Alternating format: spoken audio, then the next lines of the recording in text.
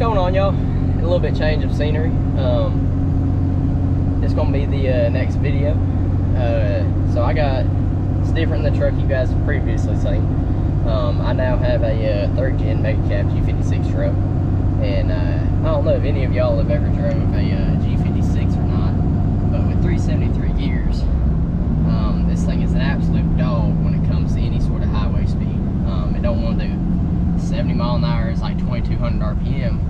So what I did is I found me a 342 axle out of a 13 truck that I'm gonna be putting in here. So this is just gonna be a little ride along of us putting this axle in this truck. So yeah, I'll get with y'all whenever we start doing that. Alright, so I don't know if you can see that or not. Come on here. Alright, maybe that made it a little bit better. So right now I'm doing 55 mile an hour, about 1700 or 1750. At 1,750 RPM is about 55. So this is just a little before video of before I get this axle put in. So after I get it put in, I'll do another video of 55 and see how far the RPMs drop. From all the research I've done, Spicer, they have a really handy gear ratio calculator on their website, and it's pretty accurate from what I can tell. But on their website, from 342s to 373s, it's about a 300 to 400 RPM drop, obviously depending on the size of tires and all that stuff. But this truck is a 2-wheel drive. Also in this video I'm gonna be reverse leveling it, but get back to the point. They're on their website showing about a 350 RPM drop. So if that's correct, then at 55 I should be like almost 1500 RPM. So yeah, but we will see, and you guys are going to come along with me on the whole swap, putting a 4th gen rear axle in a 3rd gen. And I haven't been able to find any sort of information or anything that anybody's ever done on this. Actually, hold on, that's a lie. I found one 3-minute video, so I'm hopefully going to make this a little bit more in depth than that video. But I'll get with y'all whenever we start on that.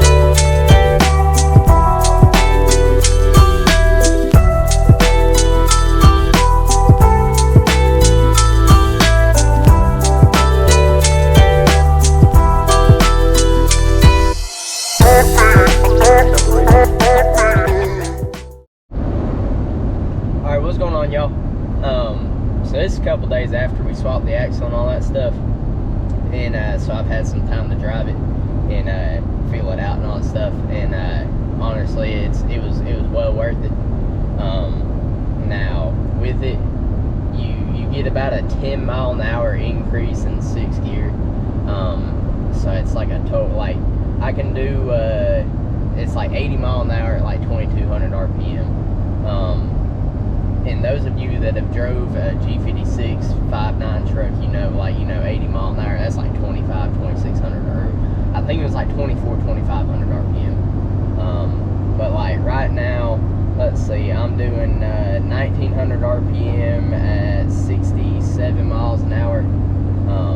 So I mean, it's by no means is it a huge difference, but it's definitely, in my opinion, it's worth it, seeing that I do mainly, at least where I live in Georgia, most of the speed limits are you know, 65, 70 mile an hour, just about, you know, whatever road you're on.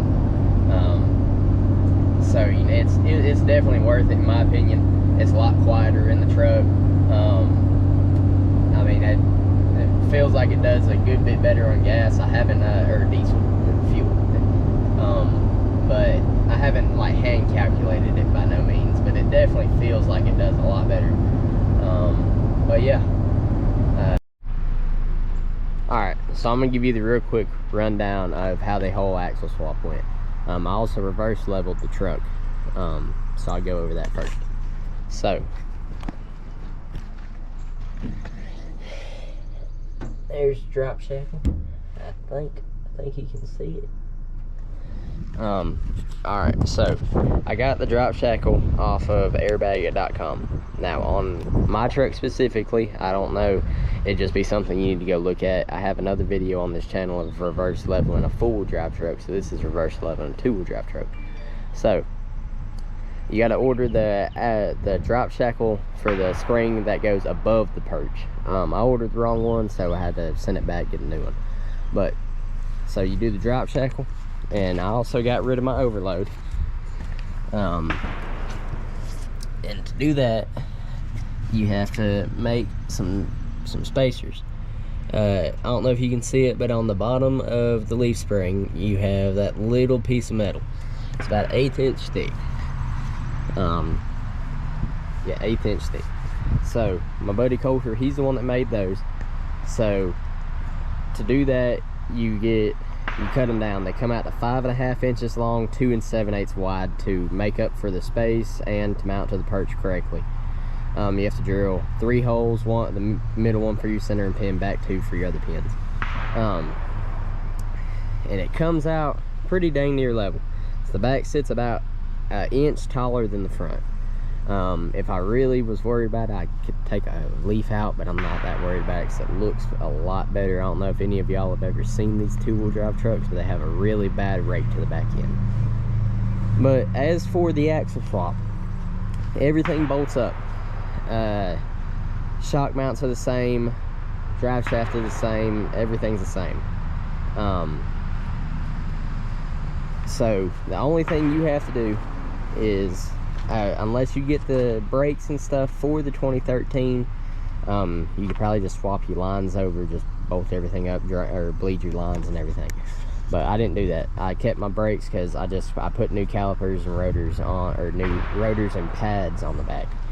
So the bracket that your caliper mounting bracket mounts to the axle, you have to swap that. So behind the Dodge emblem right there, you have 8 bolts. Pull those out. You'll have the lock ring and the key. Pull your lock ring out, pull the key out. You can get the key with some needle nose pliers or a magnet. So take the nut off. I found on these axles just about, or on my 2 axles, because I had to take both of them apart, but the turns come out anywhere from 11 to 11.5. Pull that out. Pull the wheel end off. Then you have 4 bolts on the back, behind the disc, the rotor. You have 4 bolts. Pull those off, pull the bracket off, put on your new axle, put everything back together. You're gonna need new wheel seals and axle flange gaskets. Now, from what I found, everybody that did these, or the videos that I watched, not everybody, but the videos that I watched, people silicone both sides of the axle flange gasket. Now, I don't know if it's needed, but it's extra assurance. So you do that. But like I said, everything bolts up, everything's the same. My buddy Kagan, he's the one that helped me with most of that. you know, we did it together. You saw him in the little time lapse. But as far as the axle, they're the same. The only difference is specifically with the 2013 axle. I don't know if it's like this with the 10 through the 12, but for the 2013, you have your tone rings on the wheel ends. On my 07 or 06, 07 axle, now I don't know if they're the same. I know they're all 11.5 AAMs, but I don't know if they're all the same as far as ABS. But on my truck, it's 07. So I had the tone ring on the ring gear on my truck. So you have your ABS sensor that mounts up there, or brake sensor, ABS sensor. You lose that.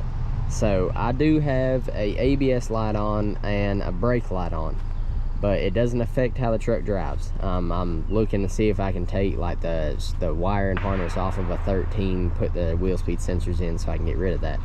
But so you get rid of that. You don't have, I just zip tied the harness up so it's not dangling. I put some tape over it so no dirt gets into it.